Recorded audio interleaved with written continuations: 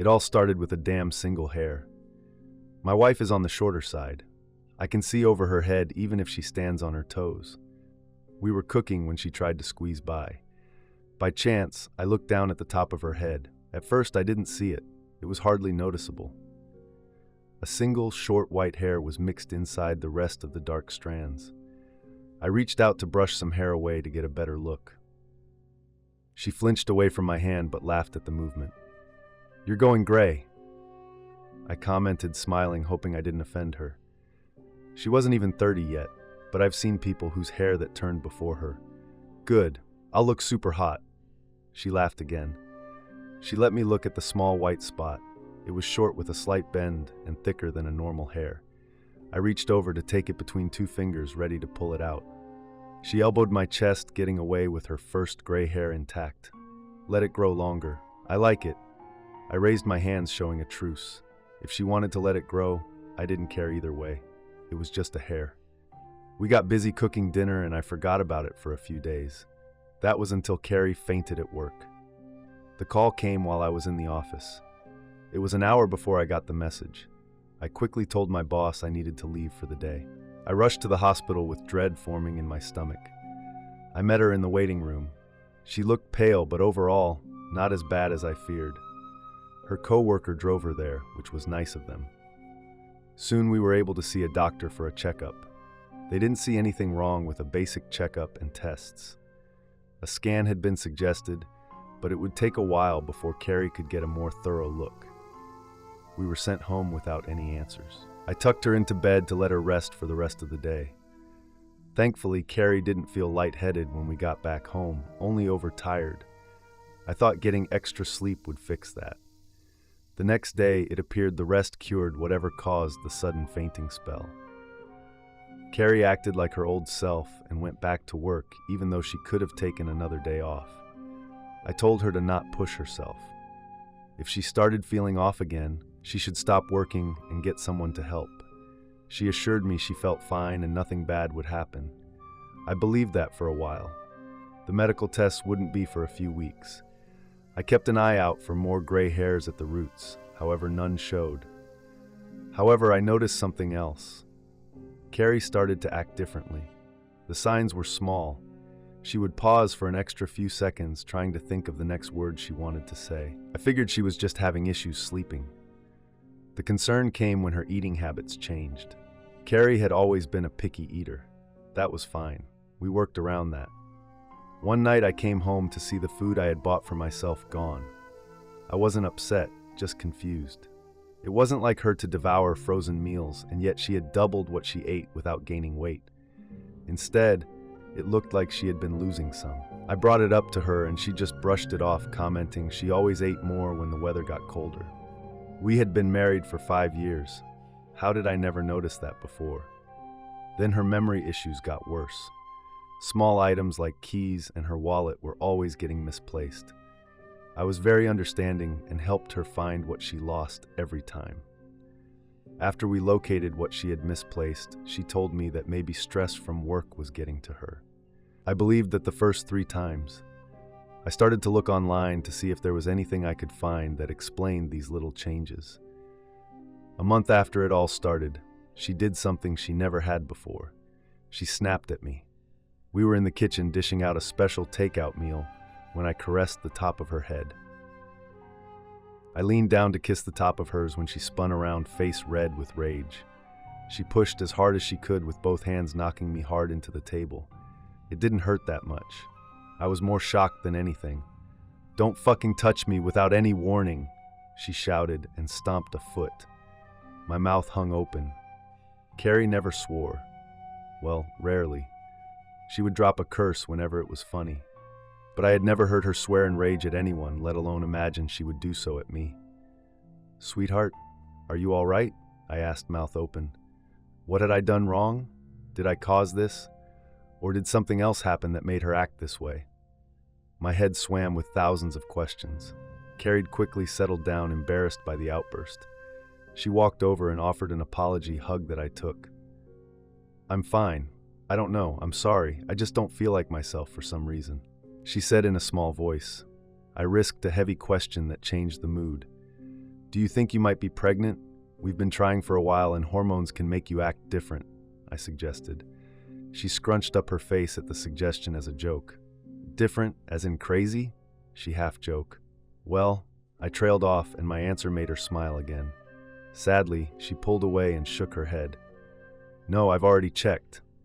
I didn't let the disappointment show on my face. We hadn't had the money for the tests to see why we hadn't been able to have a child yet. We figured one would come at the right time. That time simply hadn't come yet. We'll call the doctors to see if you can get in for those scans sooner. You might have hit your head harder than we thought when you fainted at work. It's not as if you made changes to your medications or anything like that, I suggested. There hadn't been a bruise when she fainted, but I didn't want to take the risk. An odd expression came over her face as she chewed on the inside of her lip. Carrie had something she wanted to tell me, but was too embarrassed to do so. It took a few minutes and some joking threats of eating her dinner for her to open up. I took some of these Asian pills I bought from the gas station. They're supposed to help with a lot of things, like those weird energy drinks you can find. I frowned, concerned over this new information. Do you have the box still? We can look up to see if anyone else has had the same issues. She shook her head and sighed. No, it was like 2 months ago, if not longer. I took 3 and then tossed them out because they made me feel lightheaded. I don't know what they were called and the gas station stopped selling them. Well, that sucked.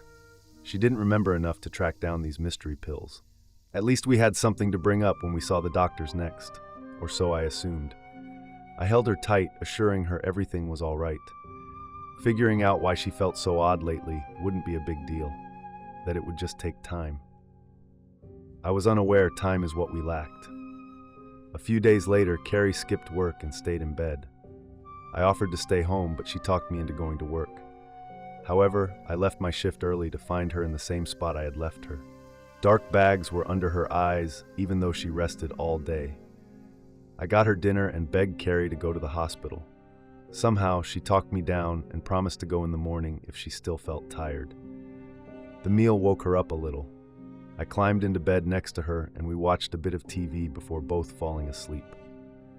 That night, I woke up in the dark to hear her moving in her sleep. I turned on the bedside light and she flinched away from it. Her hands went over her eyes as if the brightness hurt. Do you have a headache? Can I get you something? I offered. Migraine. Yes, please. It feels like pressure. Her voice was low and weak. I got up and put my cell phone in my pajama pants pocket. Depending on the next few minutes, I would call for an ambulance. I got her a glass of water and some aspirin I helped her take. Her body felt far too thin. How had she lost so much weight without anyone noticing? While keeping her upright with a hand on her back, I spotted that single white hair growing out of the top of her head. I had forgotten about it. An urge to pluck it came over me. While Carrie remained defenseless, I took the hair between a finger and my thumb, then pulled. Her body jolted. Instead of normal hair, it appeared like I had started to pull out a thread that started to get thicker. Her scalp bulged a little from what was under the skin, making my stomach churn. Unable to help myself, I kept pulling. Slowly but surely, the long white thread came out, growing thick and thicker as more came into view. Her body twitched and her eyes rolled back. I knew this was hurting her, and yet I couldn't stop. Wrapping the exposed thread around my hand a few times, I took a good hold of it with the other and pulled as hard as I could. White liquid pooled out from around the wound. I heard a soft pop as the end of the white wriggling mass came loose. It moved on its own, the end as thick as my finger. I could have sworn I heard it scream in the dim light of the room. Carrie had stopped moving, her body limp, but somehow a dazed smile was on her face. Oh, that's better. Her words were slurred and her eyes slowly started to shut. Disgusted by what I saw, I tossed the thing away as quickly as I was able. My hands flew to her shoulders, trying to shake her awake. I didn't understand what happened or what I just did. The wriggling, long, white creature I just pulled from her head started to inch closer to my bare feet. I nearly threw up, my skin crawling at the sight. I might have been able to handle myself if what happened stopped there. Quickly, my deepest fears came to light as more small white hairs pushed through Carrie's dark strands, moving on their own looking for a new host. Just one of these things was enough to nearly make me lose it. Seeing so many caused my brain to shut down. I hate myself for what I did next. I turned on my heels, fleeing the house, leaving my wife behind. I know I called 911 but had no memory of what I said. Police and an ambulance showed up. A lot of questions I did not have answers for were asked. I sat in the back of a police car, letting people speak to me but not hearing a word. At some point, another car pulled up. A black one with a very plainly dressed man got out. He took some officers aside and spoke with them. Had someone called a lawyer for me? Did I need one? I didn't care enough to ask. The officers came back and asked if I could speak with them at the station. I numbly agreed, but asked about Carrie. They said nothing and just ushered me away. I spent the night at the station going over what I had seen in detail with someone who didn't bother to write anything down. In the morning, I was free to go, but not a soul had told me about Carrie. When I asked, the officer gave a strained look and asked who that might be. I felt like I was going crazy. I demanded information about my wife and caused so much trouble they almost locked me up. A bomb was dropped on my world. They claimed I was never married, and I arrived that night because of a random arson attack on my home. These officers were bad actors. I knew they were lying, but they refused to drop the new story. I called in a favor, and a coworker drove me to my place. The street was swarmed with firefighters, finishing putting out a blaze. I stared in sheer shock, realizing they kept me at the station all night so they could cover all this up. Who was they? I don't have the slightest clue. No matter who I spoke to, those people had reached them first. In stressed tones, they claimed to not know who Carrie was. This couldn't be happening. I didn't understand how things went wrong so fast. I called and called, praying anyone picked up the phone that knew her. Soon, my calls and any attempts at contacting her family were blocked except by one person. Her mother answered the phone. At first, she didn't speak, and I didn't think anyone was on the other end of the line. Was someone else there with her? Or did she just not want to speak with me? "Please stop trying to contact us. We don't know who you're talking about," she said in a low, strained voice. "I still have photos of her on my phone, photos of us together. Please tell me what's going on." I begged. She was also a victim here. I didn't want to get angry at her. I just wanted answers. "AI is getting good nowadays," she said, but didn't sound sure of her statement. "Please, I loved her as much as you did." At first, I thought the line went dead. After a full minute, she responded, whispering so low I barely heard her. "I did love her so much, but I need to think of my family. I lost a daughter. I refuse to let them take anyone else." She swiftly hung up the phone and then blocked my number. I knew I would never hear from her again, no matter how hard I tried. If I did press the matter, I endangered everyone Carrier ever cared about. Right now, I'm staying in a hotel using the last of my savings. My family has offered to take me in, to get help, to try and live a normal life. I considered taking them up on the offer. The only thing stopping me is a constant itch at the top of my head growing more intense by the hour.